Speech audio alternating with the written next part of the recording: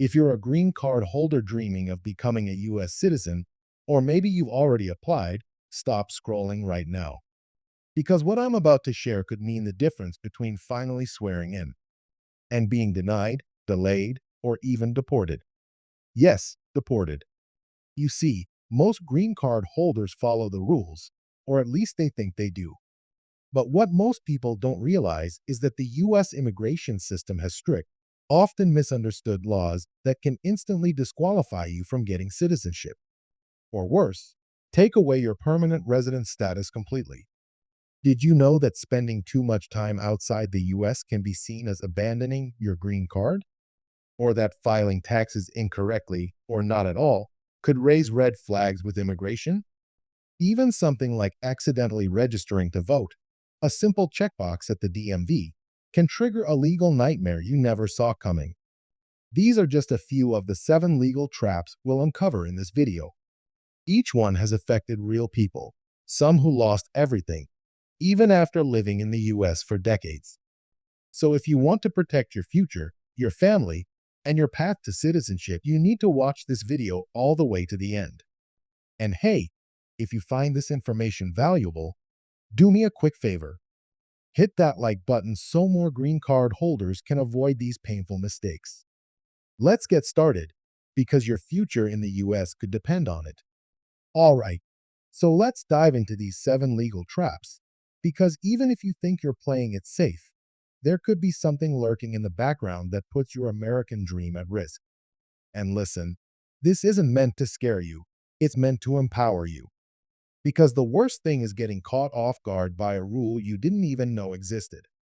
Let's start with something that sounds harmless: traveling outside the US for long periods. Look, we all want to visit family back home, attend weddings, funerals, or just reconnect with our roots. Totally normal, right? But here's the issue. If you spend more than 6 months at a time outside the US, immigration might interpret that as you abandoning your permanent resident status. Yep, even if you had no intention of staying away permanently. And once that red flag is raised, it can affect your ability to naturalize. I've heard from people who spent years waiting for their citizenship interview, only to be grilled about time spent abroad. Some were denied outright. The system expects you to prove your commitment to making the US your home. So if you're planning extended travel, you need to plan very carefully, get legal advice, maybe even apply for a re-entry permit if necessary. Now, the second trap that catches a lot of people off guard is taxes. And I know, nobody loves talking about taxes, but this one's important. As a green card holder, you are considered a U.S. tax resident.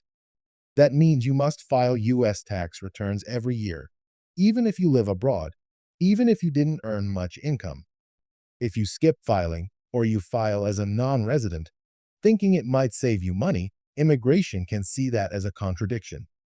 They may question your intent to reside in the U.S. permanently. In some cases, it's been enough to deny citizenship or delay it for years. Even worse, if it's seen as intentional tax evasion, it could land you in serious legal trouble. The bottom line? File your taxes every year, honestly and correctly. Don't try to play the system, it's not worth it. Now, this next one really breaks my heart because it happens all the time. Registering to vote. You may think this is a good thing, a sign that you're involved, engaged, and ready to be a part of American democracy. But here's the harsh truth. Non-citizens are not allowed to vote in federal elections, and even registering to vote before you're a citizen can be considered a false claim to U.S. citizenship. It's often an honest mistake. A box gets checked at the DMV when you're getting your license, or someone helping you fill out a form just says, "Go ahead and check that." But immigration authorities don't always care whether it was a mistake. They see it as fraud. And sadly, it's one of the few mistakes that can make you permanently ineligible for citizenship. I'm serious. People have been deported over this. So if you've already registered to vote, speak to an immigration attorney immediately before you submit any application. Next up is something that feels totally unrelated, but it's so important: criminal records. You don't have to be a dangerous person to get into trouble here. Even minor offenses like shoplifting, DUI, or possession of marijuana can cause huge complications in the naturalization process. I once spoke to someone who had a misdemeanor from 10 years ago, something they thought was behind them, completely resolved. But when they applied for citizenship, that old charge came back to haunt them. The USCIS officer brought it up in the interview and it derailed their application. Depending on the crime, it can even make someone removable from the country. What's worse, some people don't even realize their charges count as criminal. If you've ever been arrested or convicted, no matter how minor, talk to an attorney before filing anything. Don't guess. Don't hope it won't come up. It will. Let's talk now about child support and financial obligations. This one is rarely discussed, but it matters more than people think.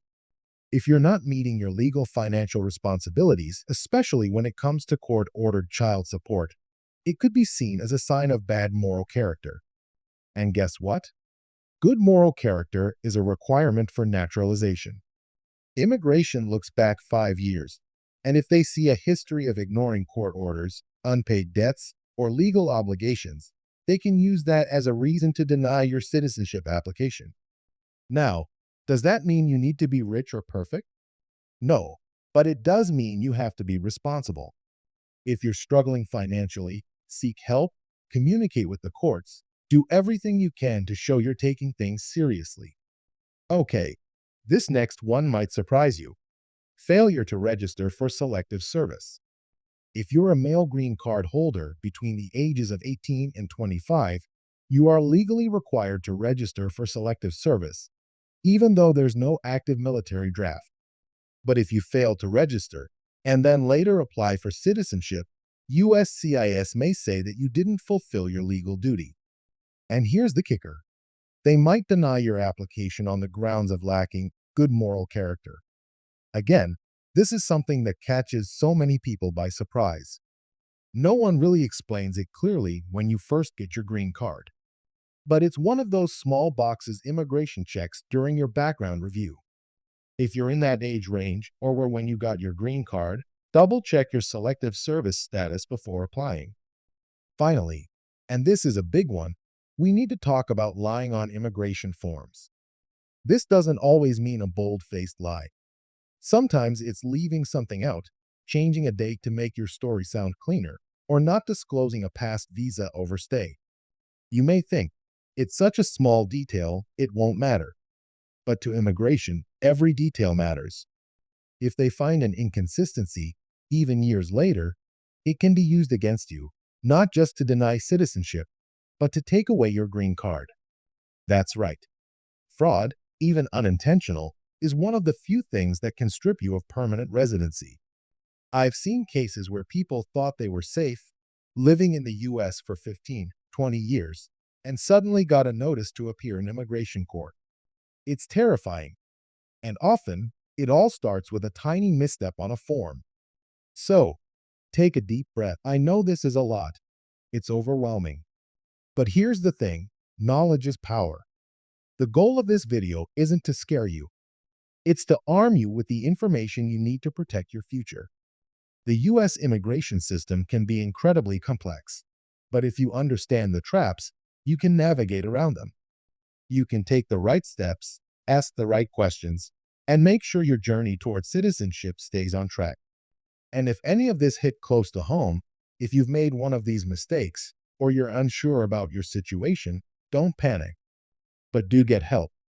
Talk to a licensed immigration attorney. Get your paperwork in order. Don't assume something is fine just because it hasn't caused a problem yet. These issues often come up years later, at the moment when you least expect it. So let me ask you, did you learn something new today? If even one of these traps surprised you or made you think differently about your immigration journey, please do me a favor. Click that like button. Not just for me, but so that this video gets seen by more green card holders just like you. People who are doing their best, working hard, raising families, and building their lives here, who deserve a fair chance to succeed without being blindsided by a technicality. And hey, if you want more videos that break this stuff down in plain English with compassion, honesty, and real advice, make sure you're subscribed with notifications on. I've got more videos coming that'll guide you every step of the way, from green card to citizenship and beyond. All right, you made it through. You're now more informed than most. Let's keep you protected, prepared, and moving forward.